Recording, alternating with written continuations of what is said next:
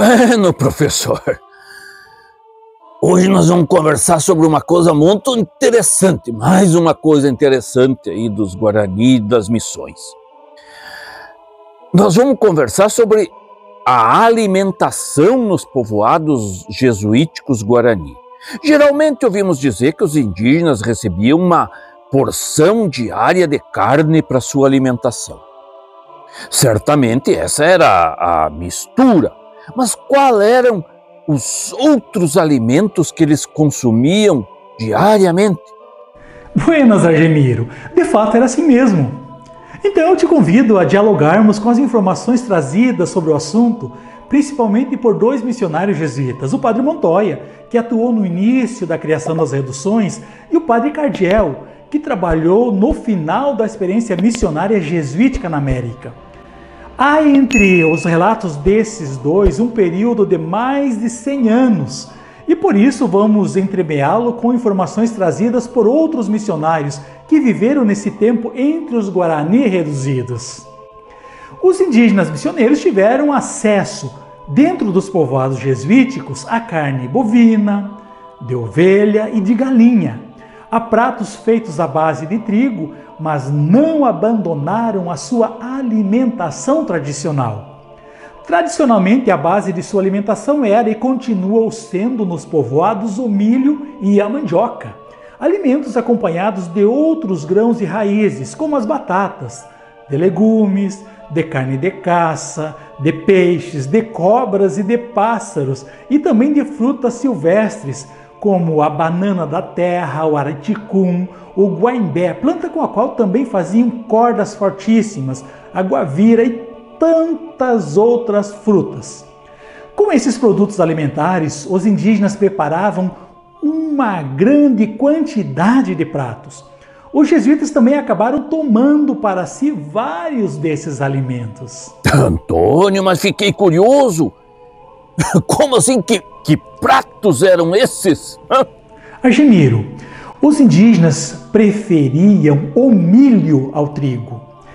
Ele era consumido tanto verde quanto seco, assado, torrado ou cozido. Ele podia ser cozido inteiro ou moído com o uso de pilão. Com ele, os Guarani faziam tortilhas cozidas que eram muito apreciadas, além de colocá-lo na maioria de seus ensopados. O mingau de milho, o ancestral da polenta, mais espesso ou ralo, ou misturado com ervas, era considerado uma iguaria pelos Guarani. Mas havia um preparado que era consumido antes da entrada nas missões jesuíticas e que ingressou nos povoados missioneiros, a xixa, chamada de caguim. Porém, a regra que se devia seguir era não deixá-la fermentar por muito tempo, para que não se transformasse em bebida alcoólica. E esse foi um problema que os missionários tiveram de atacar o tempo todo.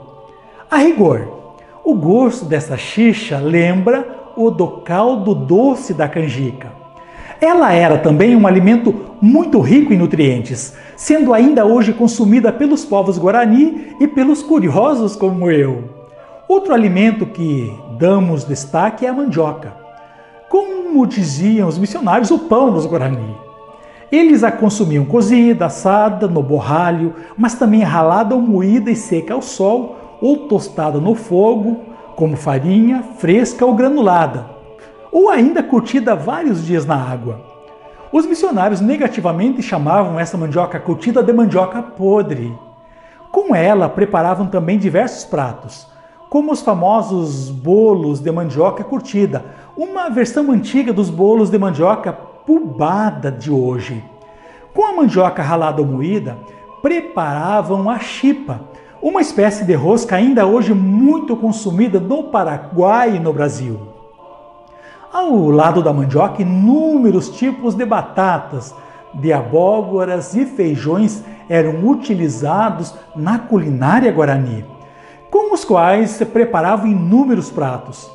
Tenho também de falar dos diversos tipos de farinha que produziam, guardavam e consumiam para além das já citadas farinha de mandioca e de milho. Os Guarani utilizavam farinha de alfarroba, de peixe e também da casca da mandioca. E como era o modo de cozinhar e de comer nos povoados missioneiros? Argimiro, os povos Guarani já produziam cerâmica antes da chegada dos missionários e continuaram a produzi-la nos povoados missioneiros. Suas panelas e recipientes eram, na sua maioria, de barro, colocadas sobre pedras ou blocos de barro, que era o seu fogão, e a lenha queimava no seu entremeio. A carne geralmente era assada diretamente no fogo, em espetos de madeira, mas, assim como os feijões e favas e outros pratos, poderia ser cozida nas panelas de barro. O sal, artigo caro e raro nas missões, entretanto, não era acrescentado costumeiramente pelos indígenas na panela, mas os alimentos podiam ser passados nele depois de cozidos, como se fosse um molho.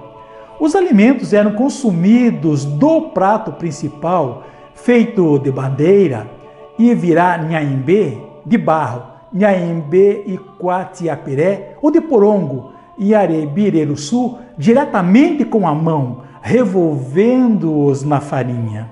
E quais eram os pratos consumidos nas festas dos povoados? Em quase todas as festas, nos casamentos e nas chegadas de viagens, havia que os missionários chamavam de banquetes, realizados nos alpendres das casas e nunca no seu interior. Nesses momentos, cada cacique recebia pela manhã uma vaca para ser consumida com os seus. Essas churrascadas eram acompanhadas por pratos feitos com batatas, mandiocas e legumes.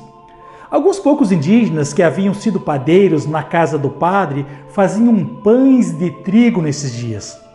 Nesses banquetes podiam também assar galinhas e tomar da sua tradicional xixa, como indica o padre cardeal, de modo que, ao lado das cabaças de xixa, o maiordomo, por ordem do padre, colocava um pouco de sal, outro de erva mate, outro de mel de cana doce, outro de fumo, que seria mascado pelos indígenas, um saco de pêssegos secos, um saco com laranjas da China e outras coisas conforme a época.